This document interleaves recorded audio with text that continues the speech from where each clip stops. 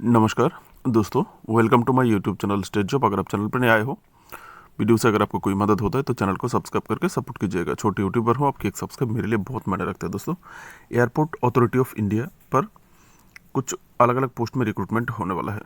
देखिए यहाँ पर देख सकते हैं, नॉन एग्जीक्यूटिव पोस्ट है और ये जो पश्चिमी विभाग है एयरपोर्ट अथॉरिटी ऑफ इंडिया का, वेस्टर्न रीजन, वहाँ के लिए रिक्रूटमेंट होने वाला है। Advertisement number DR01/02/2025/WR। दोस्तों, शुरुआत में बोल देते हैं क्योंकि ये जो नोटिफिकेशन है वो सबके लिए नहीं है। ऑल इंडियन कैंडिडेट अप्लाई नहीं कर सकते। यहाँ पर स्पेशली इंडिकेट कर दिया है कौन कौन अप्लाई कर सकता है। शुरुआत में देख लेते हैं। देखिए, who are domicile Maharashtra, Gujarat, Madhya Pradesh and Goa, ये 4 स्टेट का कैंडिडेट ही सिर्फ अप्लाई कर सकते हैं। ऑल इंडियन अप्लाई नहीं कर सकते। ऑनलाइन अप्लाई करना होगा आप लोगों को। पोस्ट क्या क्या है यहाँ पर देख लेते हैं। Senior assistant official language, 2 post है। एक पोस्ट यूआर के लिए, एक पोस्ट ओबीसी एनसीएल के लिए। और सीनियर असिस्टेंट ऑपरेशन, 4 पोस्ट है। 3 पोस्ट अनरिजर्व, एक पोस्ट एसटी के लिए रिजर्व है। सीनियर असिस्टेंट इलेक्ट्रॉनिक्स, 21 पोस्ट है। 10 post unreserved, 2 post SC, 2 post ST और 5 पोस्ट ओबीसी एनसीएल के लिए रिजर्व है और 2 पोस्ट ईडब्ल्यूएस कैंडिडेट के लिए। सीनियर असिस्टेंट अकाउंट्स, 11 पोस्ट है। 6 पोस्ट अनरिजर्व, एससी के लिए पोस्ट नहीं, एसटी के लिए 1 पोस्ट रिजर्व है, ओबीसी एनसीएल के लिए 3 पोस्ट और ईडब्ल्यूएस कैंडिडेट के लिए 1 पोस्ट है। सबसे ज़्यादा जो पोस्ट है जूनियर असिस्टेंट फायर सर्विस में, यहाँ पर 168 पोस्ट है। ठीक है, तो 82 पोस्ट अनरिजर्व, 23 एससी, 22 एसटी और 25 ओबीसी एनसीएल, 16 ईडब्ल्यूएस कैंडिडेट के लिए। ठीक है, और इनमें से टोटल यहाँ पर देख सकते हैं fire ex serviceman PWD candidate के लिए 9 पोस्ट रिजर्व है इस प्रकार से। ठीक है, बाकी आप लोग देख लीजिएगा। नोटिफिकेशन बहुत बड़ा है इसलिए मैं थोड़ा जल्दी करना चाहूँगा। यहाँ पर आप लोग ये देखिए, सीनियर असिस्टेंट, यहाँ पर क्वालिफिकेशन देख सकते हैं, एजुकेशनल क्वालिफिकेशन, ये senior assistant official language.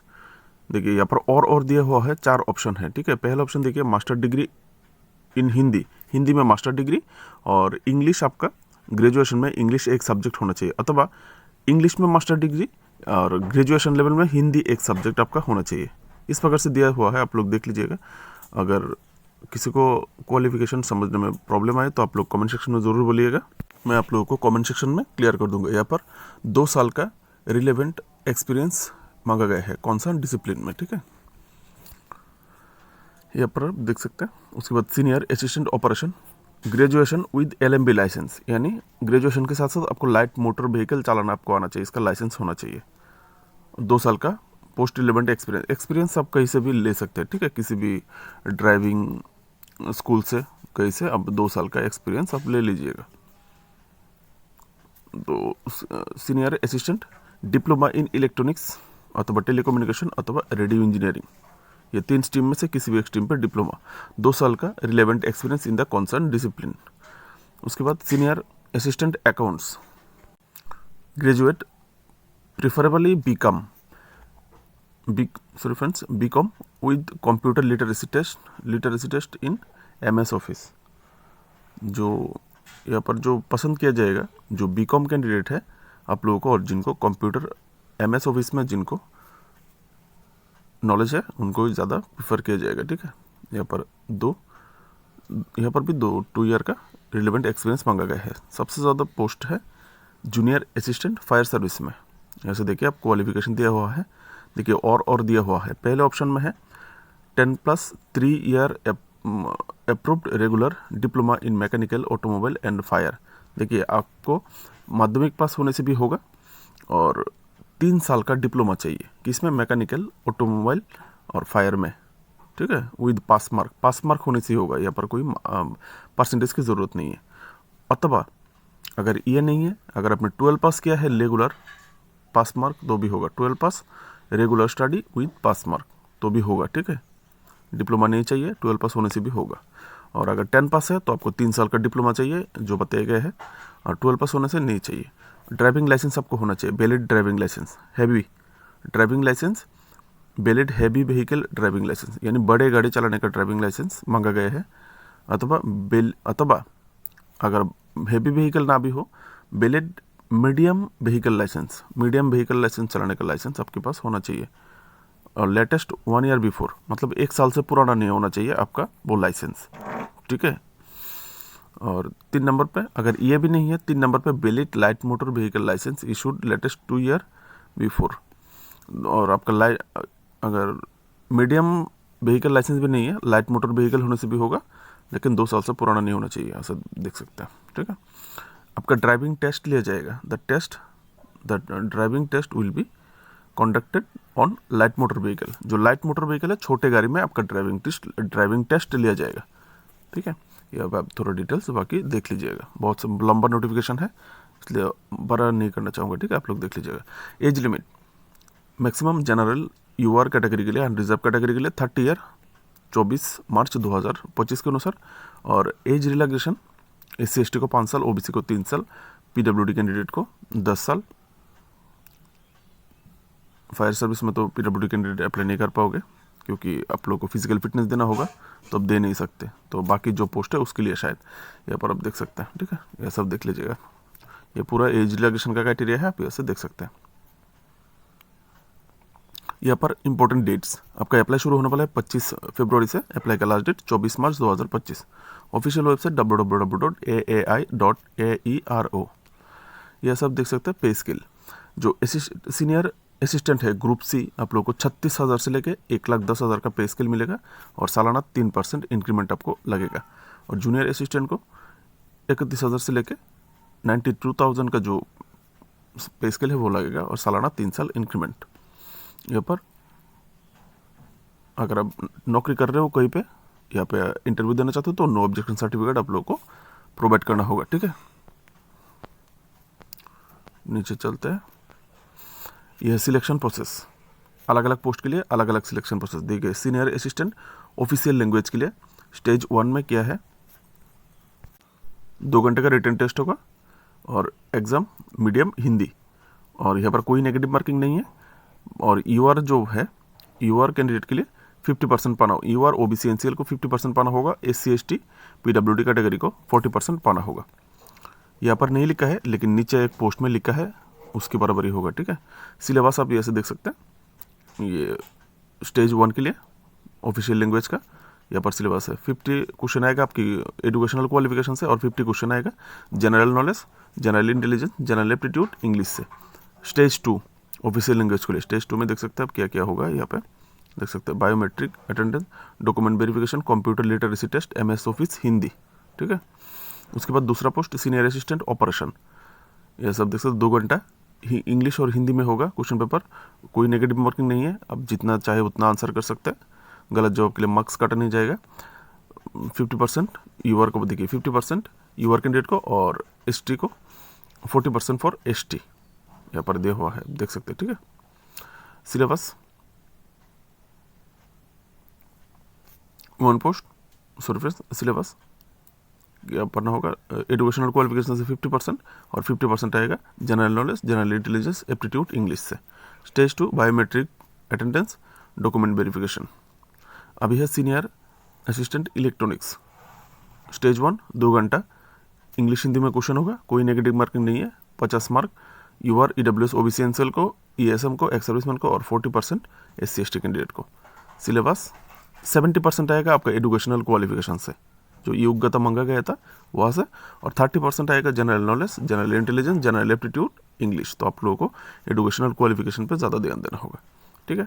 Stage 2 है, इसमें biometric verification and document verification. अब है स्टेज 3, स्टेज 3 है इधर written exam. On passing the written exam आप लोगों को AB इनिशियो ट्रेनिंग एक होगा स्टेज 3 में, ठीक है।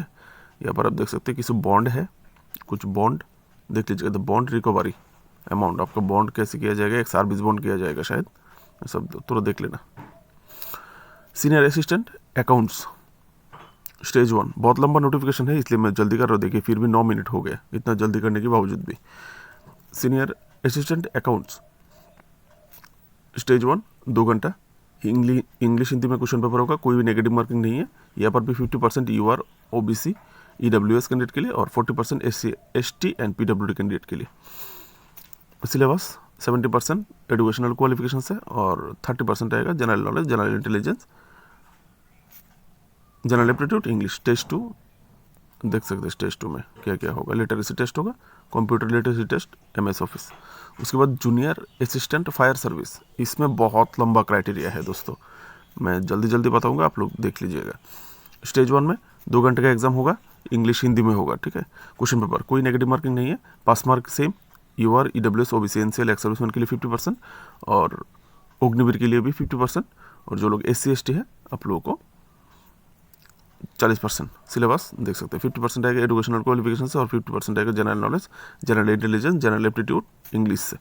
स्टेज 2 में आप यहाँ से देख सकते हैं biometric test, document verification, physical measurement and physical efficiency test, driving test, physical endurance test.